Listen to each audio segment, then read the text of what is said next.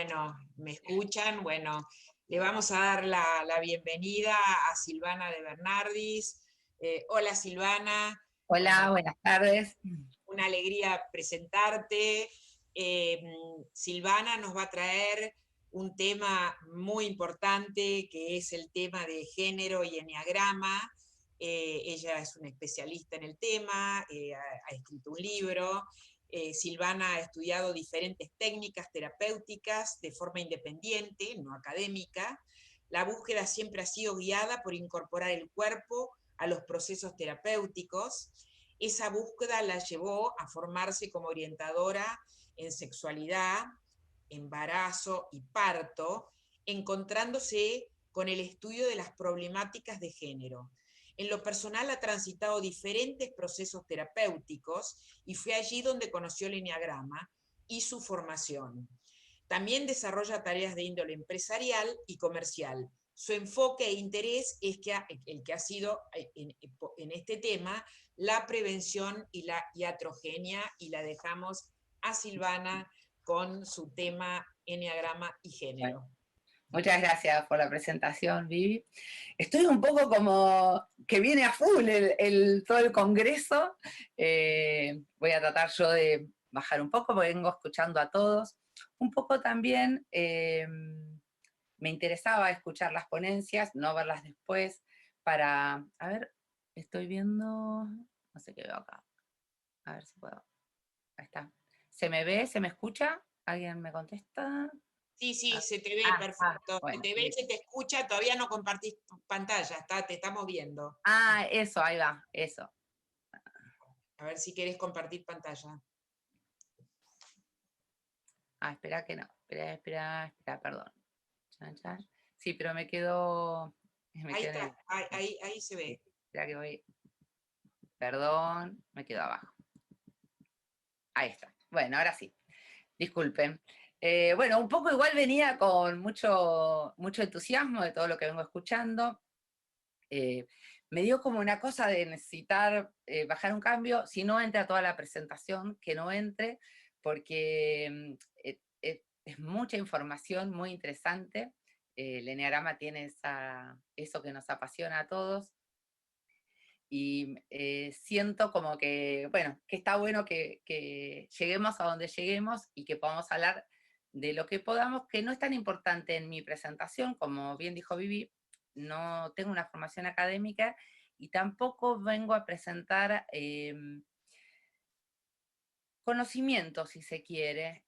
Lo que vengo a compartir es preguntas, y que no tengo respuestas, y tratar de plantear y de poner preguntas en todos nosotros los que estamos con el eneagrama. Me quedo con algo que me gustó mucho de la presentación de Claudia, de Claudia Campos de hoy.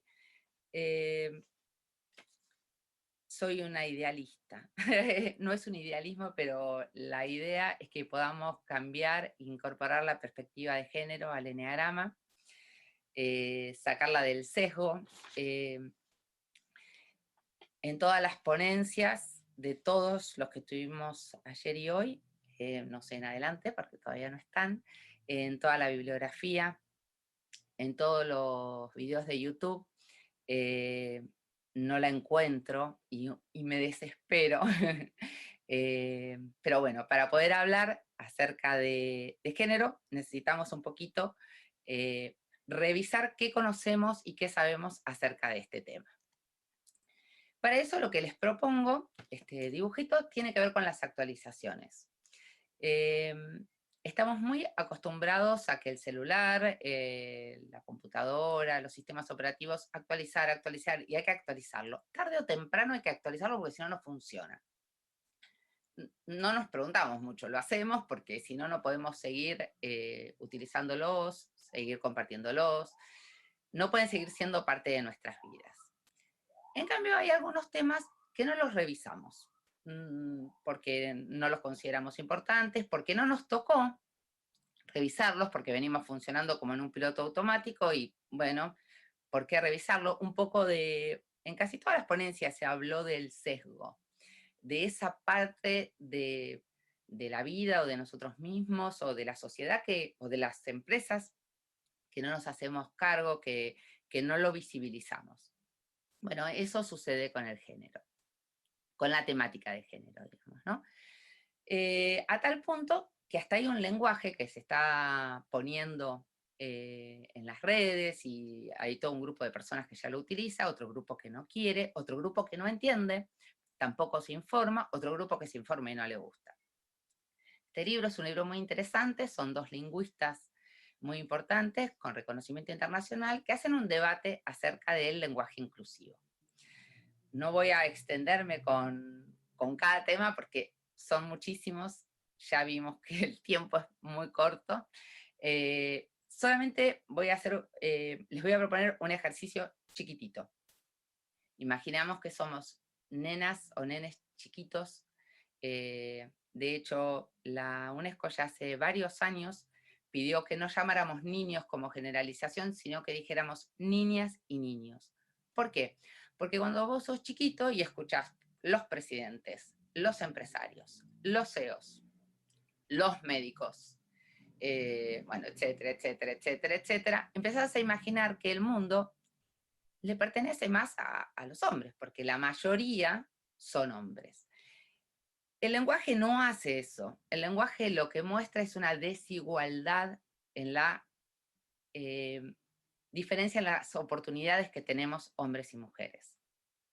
Entonces, el lenguaje está tratando de incorporar la E para usar el plural y que no sea excluyente de nadie. Y que también incorpore parte de la sociedad que no se identifica ni con un género ni con el otro, de los que estamos tan acostumbrados, como está muy bien puesta la tapita del libro, en celeste y rosa, como si el mundo fuera binario y se dividiera en esas dos partes.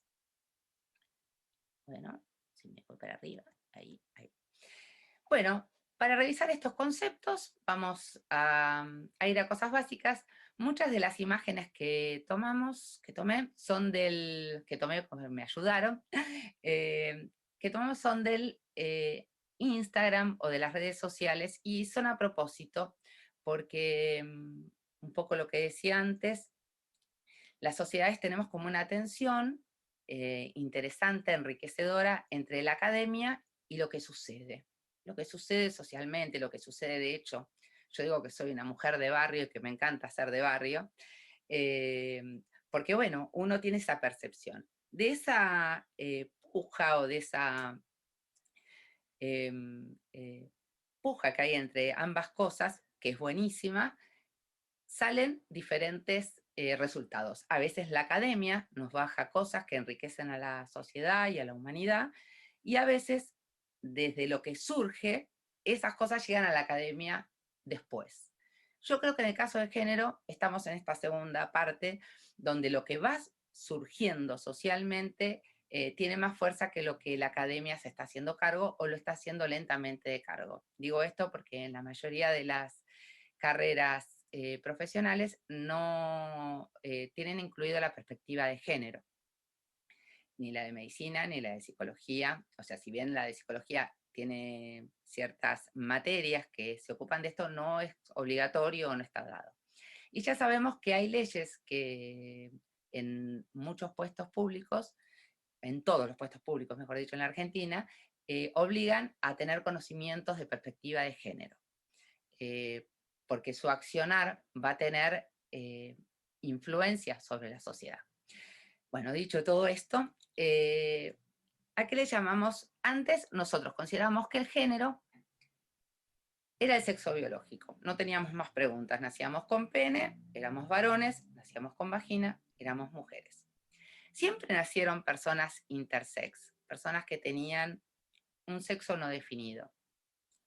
Solo que recién ahora, muy tibiamente, aparece la pregunta de ¿qué hacemos? Antes no aparecía la pregunta, los médicos y la familia lo resolvían en un consultorio, lo siguen haciendo, sin saber qué iba a pasar con esta persona después, arruinando muchísimas vidas, porque es un porcentaje no tan menor. No tengo actualizado justito, pero creo que es un 3% en este momento lo que se sabe de las personas que nacen sin un sexo definido. Y esta necesidad de resolverlo tiene que ver con una idea binaria de que somos hombres o somos mujeres, entonces hay que llevarlos hacia uno de esos dos, hay que resolverlo. Si uno pudiera esperar, si no hubiera una necesidad de poder soportar esa incertidumbre, a ver qué pasa con esta persona podría ver con qué se va identificando y podría ser una persona con muchas más probabilidades de ser feliz. Por eso es muy importante que nosotros entendamos que esto no es de una parte de las personas, si nosotros tenemos una herramienta, que es el eneagrama, que la consideramos una herramienta espiritual,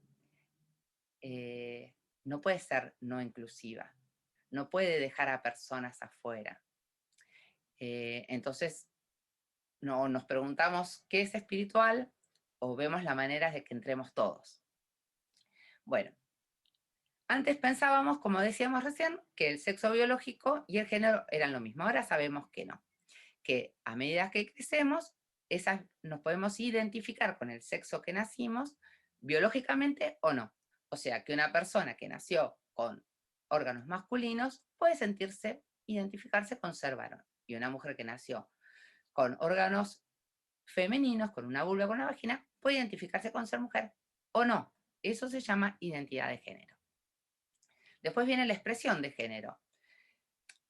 Es como un combo, que antes nosotros pensábamos que ese combo venía completo. Vos eras nena, te vestías de rosa, jugabas con las muñecas, te gustaba cocinar y tenías aptitudes emocionales. Eras varón, nacías con pene, te vestían de celeste, te gustaban los juegos agresivos, te podías ensuciar y ibas a ser el proveedor de la familia. A los hombres les iban a gustar las mujeres y las mujeres los hombres. Hoy sabemos que no es así, que esas expresiones de género pueden tener muchas variables y que la orientación sexual, que quiere decir hacia dónde está puesto nuestro deseo, también puede tener variables, que cada vez aparecen más variables. Digo cada vez aparecen más, no porque antes no sucedieran, porque siempre sucedió, pero al haber esta apertura en la sociedad van apareciendo y vamos evolucionando. Vamos evolucionando como especie biológica, vamos evolucionando en nuestro cerebro, en nuestra psiquis, y vamos evolucionando como seres humanos completos que somos con todas esas áreas. Bueno, acá vamos a detenernos en personas heterosexuales que nacieron con pene, se identifican con ser un hombre y que tienen un gusto por una mujer. Para simplificar, si no, no nos alcanzan ni los 35 minutos ni todo el día. Y en la mujer que nació con vulva o vagina, que se siente identificada con el género femenino y que tiene una orientación sexual volcada hacia los hombres. Acá vemos los estereotipos de género en los que estamos generalmente basados y que no nos preguntamos. Acá me gustaría que cada uno, libremente y detenidamente, pueda fijarse con todo lo que sabemos ya del eneagrama, cuáles de de los adjetivos que describen a estas personas las identificamos con algún eneatipo, para ver cómo nosotros en el eneagrama tenemos un sesgo de que los hombres son de una manera, las mujeres de otra, y que sesgamos montones de posibilidades de personas, que de hecho son, no es que van a dejar de ser porque nosotras no le vemos esa parte, tienen características que no corresponden a lo que se espera de esa persona. Bueno, esta es una ilustradora que a mí me gusta mucho y que sube dibujitos e ilustraciones muy interesantes, pero que a mí me resultaron interesantes para colorear un poco la información. Bueno, acá tenemos algunas de las características, no me voy a detener, ustedes yo creo que ya las habrán visto, las habrán leído, y vamos a seguir con la siguiente. Las características que se refieren a la mujer, que son a las que más me voy a volcar, ¿por qué? Por la desigualdad que encontramos a nivel transversal. En absolutamente todas las cosas que nos hacen como sociedades y como seres humanos a lo largo del planeta, todo el planeta completo, hay desigualdad de género. Las mujeres somos más analfabetas que los hombres, las mujeres ganamos menos que los hombres, las mujeres accedemos a menos lugares de poder que los hombres. Bueno, ¿y son los culpables los hombres? Bueno, yo pienso que no. Yo y muchas otras personas, hay muchas antropólogas, muchas sociólogos, antropólogos, psicólogos, médicos, psiquiatras, mucha gente que está investigando, que está... el otro día me hice un libro que todavía no lo terminé, que es apasionante, que habla de la neurociencia y el género, ¿no? Y lo que pude leer es muy interesante porque ella va contando cómo todas esas investigaciones que nos dicen que las mujeres somos más emocionales, los hombres más racionales, ¿dónde salen las investigaciones? ¿De dónde vienen esos resultados? Son investigaciones científicas. En base a esas investigaciones se toman muchísimas decisiones, tanto en la ciencia como en todo tipo de ciencia, en todo tipo de empresa, en todo tipo de nación. Y bueno, son sesgadas. Si la ciencia es sesgada, bueno, ¿cuánto tenemos para deconstruir? Acá tenemos algunos ejemplos de las niñas, entonces nosotros podemos ver en esta imagen, tanto como niñas, como niños que hemos sido, como personas adultas que somos, como personas que formamos otras personas, tanto sean nuestros hijos, tanto sean los alumnos, las maestras, los docentes, cómo bajamos ciertos estereotipos como si fuesen los únicos.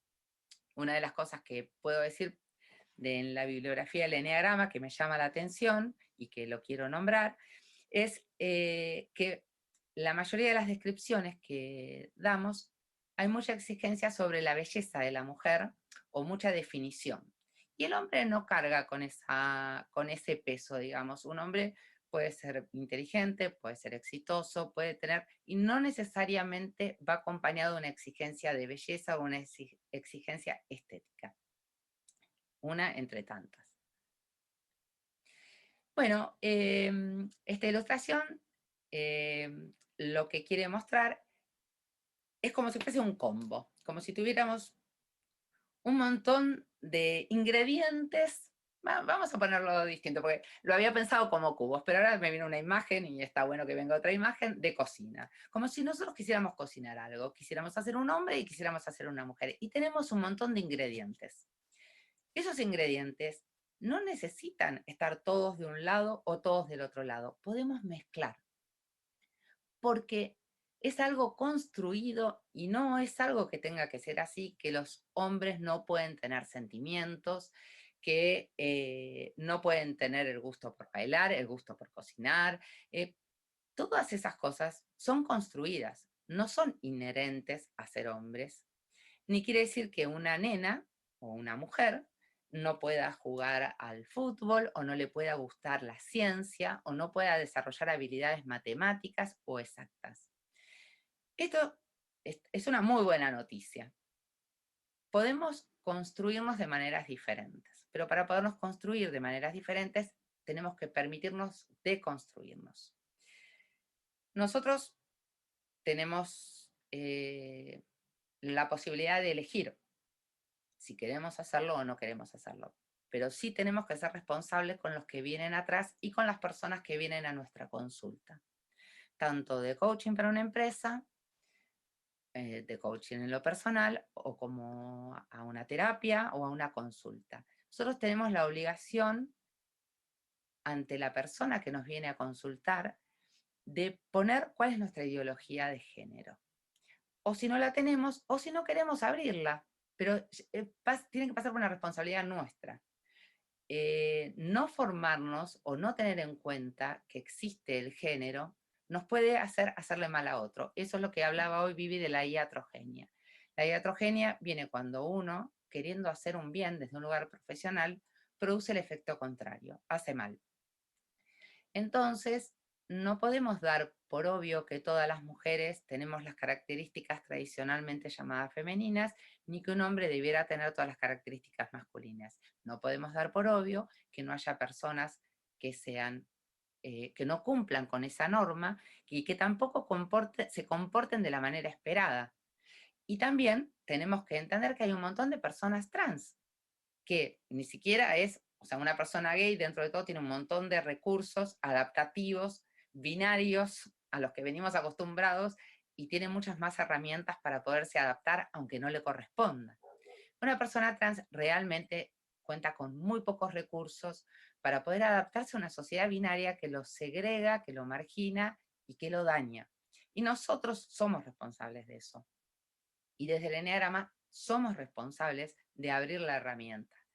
O por lo menos de aclarar, es una herramienta cerrada a esas posibilidades. Esas son las opciones que tenemos. Bueno, esto me va a quedar muy largo, lo vamos a pasar, lo voy a dejar un poquito por si después lo quieren ver en el YouTube con tiempo, que lo puedan ver en lo que queda grabado. Acá también tenemos la construcción del instinto maternal como algo social. Es muy interesante el tema porque cuando hablamos, generalmente cuando se habla de empresas, se habla de, hay mucha bibliografía que dice que tenemos las mismas oportunidades los hombres y las mujeres, que vamos por nuestras capacidades. Eso no es cierto, pero no lo voy a poner ahora porque es muy largo. Hay mucha bibliografía que puede hablar de eso, hay mucha documentación de hecho que puede hablar de eso. Y muchos datos. Lo que quiero hablar acerca del instinto maternal, yo me dediqué a la maternidad, fue una experiencia maravillosa en mi vida personal. No quiere decir que tenga que ser maravillosa en la vida de todas las mujeres, ni que tenga que ser el deseo de todas las mujeres.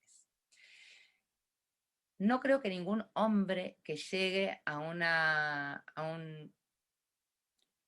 alto puesto, a un alto logro, a un reconocimiento social muy importante, se sienta interiormente cuestionado o que tenga que elegir entre su profesión o su paternidad, entre el mundo privado y el mundo público. Un hombre generalmente se desarrolla libre de esa presión social y más exitoso es, generalmente la sociedad más le va a devolver una mirada de un buen padre. No sucede lo mismo con las mujeres, para nada. Entonces, las mujeres seguimos todavía seguimos digo porque hemos avanzado en un montón de cosas, pero también esos avances han hecho retrocesos en un montón de otras cosas. Entonces, las mujeres accedemos a espacios públicos con mucho más esfuerzos desde el salir de la casa, de los domésticos, hasta llegar a lo público. Ni hablar de las personas que las desigualdades, que vamos a hablar un poquito más adelante si me da el tiempo. A ver cómo estoy. Ay, no lo había puesto. No había puesto el cronómetro. Bueno, volvíamos, ni hablar de las personas que ni siquiera pudieron salir de todas las obligaciones domésticas. De todas las obligaciones domésticas, llamo a todo lo doméstico, a todo lo que tanto hombres como mujeres tenemos que hacer fuera del trabajo remunerado. Eso implica ocuparnos de las compras, ocuparnos de los quehaceres de la casa, delegar, aunque deleguemos los quehaceres de la casa, tenemos que ocuparnos de esa otra persona que contratamos y le pagamos, le tenemos que pagar, le tenemos que indicar, la tenemos que contratar. O sea, todo eso es el trabajo doméstico. Lo hagamos de manera personal o no, es trabajo igual. Y cuando hablamos de la maternidad y de los hijos, esto implica también que muchas mujeres han tenido que elegir para poder hacer una de las dos cosas. O han tenido que hacer las dos cosas sintiéndose culpable, o han tenido que renunciar a cierto avance en su carrera profesional. Todas esas posibilidades, uno puede decir, bueno, pero si pudo elegir, están buenas. La idea es que no, porque uno debería tener las mismas posibilidades, tanto el hombre como la mujer, y el resto. Vamos, no quiero abarcar todo porque si no me voy a muchos temas que se van abriendo así. Pero la idea es no tanto dar información, que la estoy dando y que puede resultar interesante, sino como que aparezcan algunas preguntas acerca de lo que nos vino pasando en la vida o lo que nos viene pasando o lo que nos va pasando. Bueno, vamos a seguir con el próximo, si no me focalizo mucho y no voy a poder seguir. Esto es muy interesante porque uno de los estudios acerca de los niños en los museos es un datito de color que es interesante.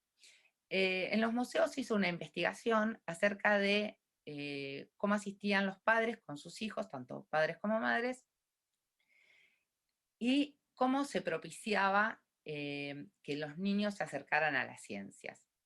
Bueno, todos sabemos que cuando vamos a una juguetería, la mayoría de los juguetes que hay para niñas, además de tener todos color rosa, o el 90%, son de cuidado de la casa, de cuidado de los niños, de cuidado de enfermería, y todos los juegos que son para los varones, además de, digamos, del martillo, de herramientas concretas, son de ciencia. Uno puede decir, bueno, pero a una nena también se lo puedes regalar. Sí, por supuesto que sí. De hecho, yo regalo siempre a las nenas muchos juegos de ciencia. Pero digamos que el marketing y todo lo que acompaña, y los padres, y los tíos, y los abuelos, y la sociedad, y los maestros, solemos no incentivar a las niñas de la misma manera que lo hacemos con los varones. Hay un video muy interesante que lo sacó eh, la fábrica de las muñecas Barbie, que también tienen un montón de sesgos de bellezas, pero yo siempre había criticado mucho las muñecas Barbie por las cuestiones estéticas. Y cuando profundicé un poco con la investigación de ese tema, me resultó muy interesante otra mirada que yo no la había tenido, que tiene que ver con que fue la primera muñeca que mostró a la mujer en diferentes roles. Y en ese sentido es interesante. El video es muy interesante, que muestra, digamos, a niñas en diferentes situaciones imaginando el futuro, y muestra los sesgos acerca de esto. Bueno, no sé si se entendió el tema de la ciencia y el género. Bueno, otro dato interesante es que solamente el 3% de las mujeres son aviadoras en el mundo. Las que fueron exitosas. Nos podemos preguntar por qué. No nos gustará, no nos incentivarán, no sentiremos que tenemos derecho o que podemos acceder a eso. Bueno, son preguntas. De los entrenadores deportivos, solo el 30% son mujeres en el mundo. Este dato también es muy interesante. Sabemos que las mujeres acceden al deporte, y hay un montón de mujeres conocidas, deportistas. Sabemos que las mujeres pelean un montón, siguen peleando por tener igual rédito económico. Es sumamente desparejo. En el tenis es en uno de los deportes que estaba más parejo y sigue siendo muy desparejo. Los torneos, todo es desparejo. Entonces, cuando uno va un poquito para atrás, uno puede decir, bueno, pero las chicas no son tan talentosas como los hombres en los deportes. Preguntémoslo, pregúntenselo, fíjense, fijémonos. Ejemplos chiquititos.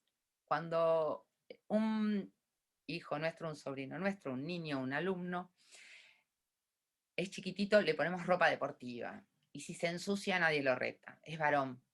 Si es la nena, le decimos que no rompa la ropita, que está hermosa.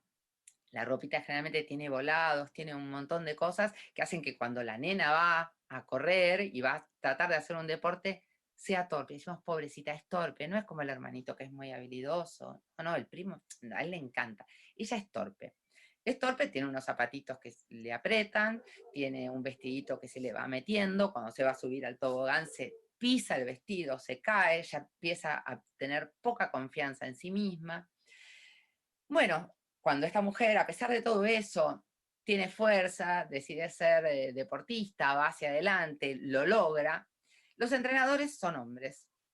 Los que arman los campeonatos son hombres. Y los hombres generalmente piensan que no es su responsabilidad única. Todos vamos contribuyendo a que ellos sientan que son mejores. Entonces, si todos no nos preguntamos, todas y todos no nos preguntamos, las cosas van a seguir siendo igual. Silvana, te quedan 5 minutos para la Me exposición. pongo a llorar. Bueno, gracias, Vivi. Bueno,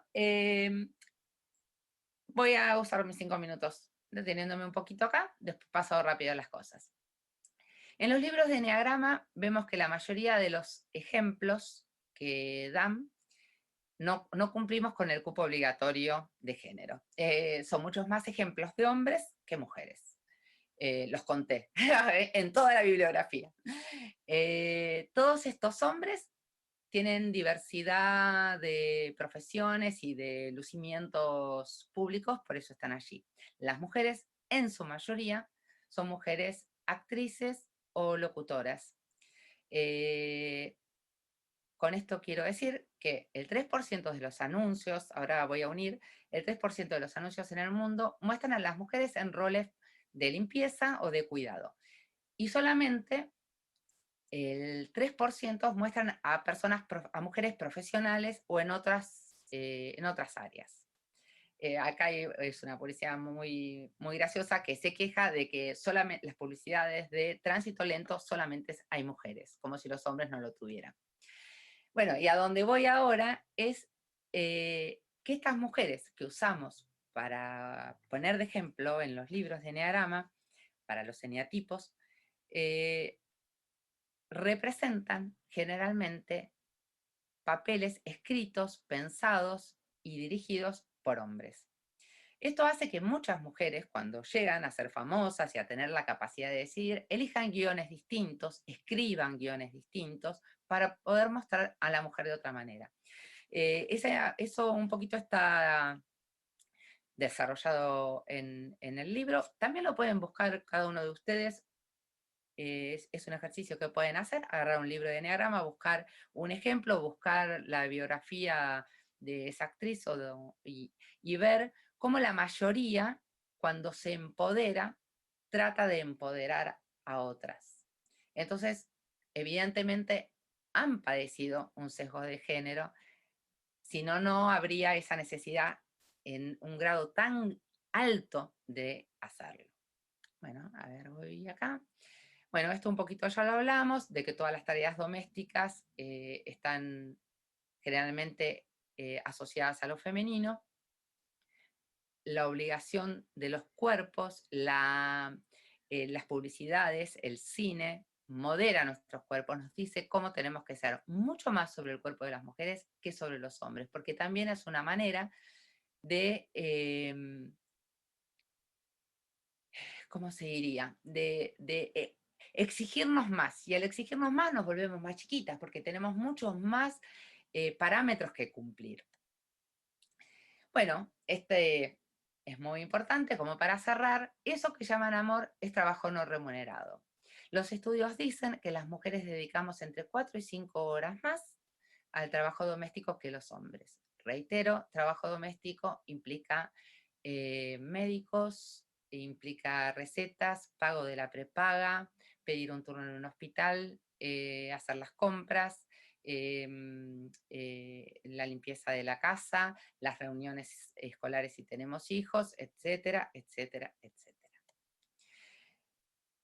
Virginia Woolf dice, madurar es perder algunas ilusiones para empezar a tener otras. Eso espero yo del eneagrama. Que salgamos de algunas ilusiones para empezar a tener otras. Esto lo voy a dejar. Acá me quedó el tema de la violencia de género.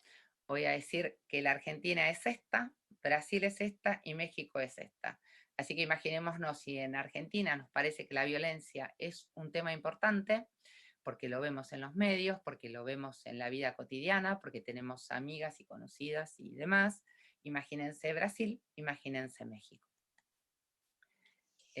Bueno, el amor romántico lo dejamos para otro día. Hay un montón de feminismos, todos son importantes, todos dicen algo, todos en nuestras diferencias podemos disentir, pero tenemos el rol de cambiar los lugares que venimos ocupando las mujeres. Y por último, para cerrar, Vivi, ya estoy, Sí. es que la expectativa de vida de una persona trans es de 38 años, porque se las mata o porque se suicidan. Y esas personas si nosotros somos espirituales, sabemos que esas personas están en nuestro mundo y no podemos seguirlas negando. Bueno, terminé la presentación, espero las preguntas, perdón por la que vamos a dejar de compartir pantalla. Vamos a ir Bueno, bien. tenemos todavía los 5 minutos para las preguntas. Bueno, a ver, Ay, no, eh, me la voy a dejar acá. vamos a ver. Primero, espérate, porque se mezclaron con otros temas. Había quienes dijeron, género y enneagrama, excelente, también les recomiendo seguirnos en las redes. Ah, los vi, que se mezclaron otros temas acá. Bueno, Muy no hay buen tema problema. para crear conciencia. Gracias, Silvana. Necesitamos más difusión y conversaciones como esta. Eh, Alguien había puesto como identificaciones un poco más arriba, pero acá. Dicen, sí, algunos fuertes como los 8, mentales como los 5 y 6. Bueno, ahí me gustaría hacer una aclaración, Vivi. Sí. Buenísima la pregunta, gracias por el aporte. Ahí necesito ser un poco denunciadora, digamos, porque, porque es una necesidad mía decirlo. El 8 no se justifica por ser 8 la violencia de género de ningún tipo, ni la violencia psicológica, ni la violencia económica, ni la violencia física. El 8 es un eneatipo y si no es patológico, como tal eneatipo, tendrá que resolver sus problemas. Nunca es justificada la violencia, de ningún tipo. Y he encontrado mucho material de diferentes lugares donde se justifica. Y ahí creo que no podemos ser complacientes. Es no. ¿Está? Perfecto. Bueno, para otros que, espérate, que dijeron muchas cosas, es genial, bueno, lo de la Barbie, que la historia de Barbie, gracias Silvana por agregar esta perspectiva.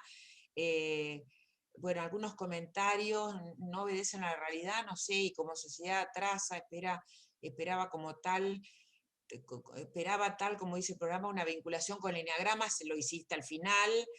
Creo, Bueno, a ver, de todos modos la vinculación con el eneagrama, creo que, digamos, el género atraviesa todo.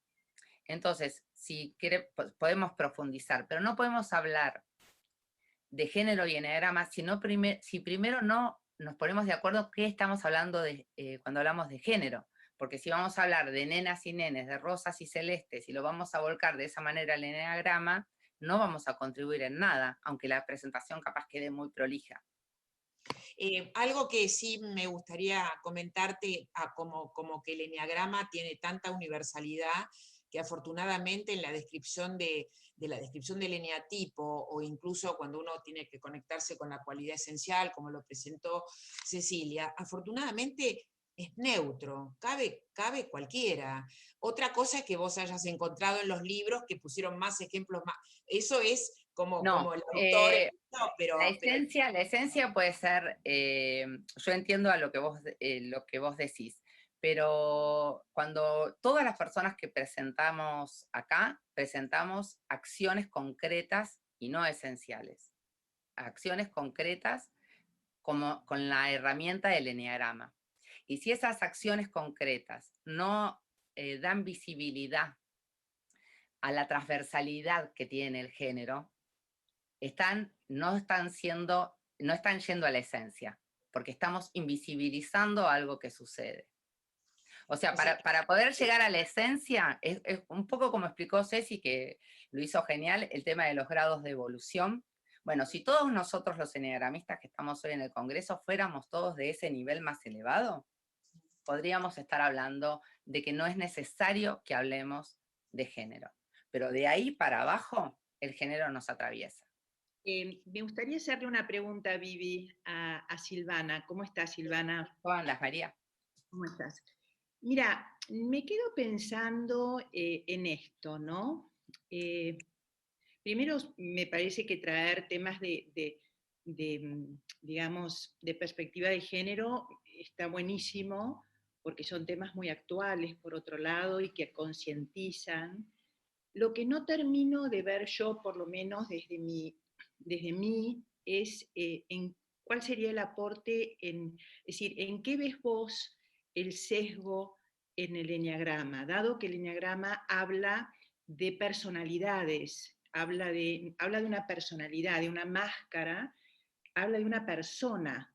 En esa palabra persona, por lo menos desde mi punto de vista, lo que yo veo es como que está puesta la persona más allá de su sexo y de su género. Es que no existe ese más allá. En eso yo no estoy de acuerdo, porque no existimos más allá, existimos más acá, existimos como personas en toda nuestra dimensión. Y si en esa dimensión no entra el género, no estaríamos existiendo, porque estaríamos sesgando una parte que nos atraviesa. Acá me gustaría hacerte esta pregunta. ¿Cuál es tu propuesta concreta para el eneagrama, para que el eneagrama tome, según lo que a vos te parece que no tiene integrado en lo que todos leemos y enseñamos y los maestros que hay, y de la historia que viene desde, bueno, como bien dijo Andrés, Bueno, desde... igual, a ver, esto no lo invento yo. Si uno lee muchos de los libros de Claudio Naranjo sí incluye muchísimo perspectiva de género. O sea, Entonces, en todo el material que si uno lo... yo antes de escribir el libro, obviamente investigué, o sea, el libro vino como una necesidad de decir algo y parte de mi investigación o de mi curiosidad compartida. Entonces, uno cuando lee, por ejemplo, el último libro de Claudio Naranjo, es interesantísimo ver cómo aparecen las cuestiones de género y cómo se trabajan las cuestiones de género. Cómo a través de una persona tener perspectiva de género, su terapeuta puede sacar a la luz un montón de problemáticas que sería imposible si no se tiene en cuenta la perspectiva de género. Bueno, de alguna manera me tranquiliza lo que decís, porque la verdad es que yo no lo veo en el eneagrama. De hecho, soy una defensora de la ideología de género, soy feminista, y la verdad es que no lo he distinguido, no he distinguido Bueno, inclusive esta problemática. De todas maneras, me tranquiliza esto que vos también lo veas, que veas que Claudio Naranjo trae en sus libros este tema, ya que inclusive Claudio Naranjo es un gran defensor de todo esto, porque él está en por contra supuesto. del patriarcado. Es, Es lo es que más que, es que habla. ya que estás, y que sé que sos un 2, que ya lo has dicho, justamente en uno de los sesgos más grandes que veo en el eneagrama tiene que ver con el eneatipo 2, donde se naturaliza muchísimo, primero que vos vas a un congreso y hay muchísimas mujeres 2, y yo me pregunto, me lo pregunté en vivo y en directo en el Congreso Internacional que compartimos con muchos de los que estamos ahí, ahí vino como mi necesidad de decir, esto no está bien. Porque eran un montón, pero un montón de mujeres 2, la mayoría eran mujeres. Y yo me pregunto, ¿todas estas mujeres serán realmente eneatipo 2? O como no sabían bien qué eran, y como realmente estamos educadas para ser 2, o sea, todas las mujeres somos 2. Todas las mujeres tenemos las características de afuera de Sí. un 2. Bueno, Y después podemos en un autoconocimiento ir hacia atrás y ver a qué eneatipos. Pero no digo todas porque está mal decir bueno, todas, pero digamos una gran mayoría. listo, yo te agradezco porque bueno, se nos termina el tiempo. Me parece que desde mi punto de vista las generalizaciones a veces no son lo que mejor trae el aclarar conceptos, pero bueno, igual te agradezco bueno, por traer este tema. Creo que es un tema que más allá que desde yo lo que veo yo personalmente, no sé el resto, no lo veo que haya, que por ahí que sigas trabajando en el tema. Por ahí me parece que estaría bueno Yo te poder, invito a que leas el libro, por lee el supuesto, libro que está trabajado. Quizás yo acá no quise traer todo el material, me parecía que no correspondía el material del libro, que es un poquito más no, bueno, lo profundizado y especificado. que quería decir, Silvana, por ahí es que trabajes el tema de poder articularlo esto para que en una ponencia de 40 minutos podamos ver cuál es, cuál es digamos, cómo articular el tema, qué nos podemos llevar digamos, de este tema que unís el eneagrama con la perspectiva de género. Bueno, Que, bueno, yo también quiero proponer algo. Quiero proponer que en los 2 días que tuvimos de congreso no escuché a ninguno que expuso que no haya hablado de personas que no fueran, de parejas que no fueran heterosexuales y de personas que no fueran heterosexuales. Y esas personas existen y trabajan en las empresas en las que todos nosotros trabajamos. Esas personas son médicos, esas personas son parte de la vida nuestra diariamente. O al menos que vivamos en otro mundo, ¿no? Y la mayoría de las mujeres, de las empresas a las que van nuestros coaching con el eneagrama, la mayoría de las mujeres gana mucho menos que un hombre, por la misma tarea. No, sí, esa es una parte, pero digamos, yo lo que traigo es esto de la articulación directa con el eneagrama, que es lo que nos convoca hoy. Así que bueno, yo por mi parte ya está, Vivi, te dejo Faltarían algunas preguntas que, bueno, no nos da el tiempo, pero Silvana, los que te la quieren preguntar, acá Pedro Espada de España pregunta si crees importante descientificarse del género, y bueno, pero no podemos contestarla ahora, pero yo los invito a que se lo pregunten directamente, que vos las contestes.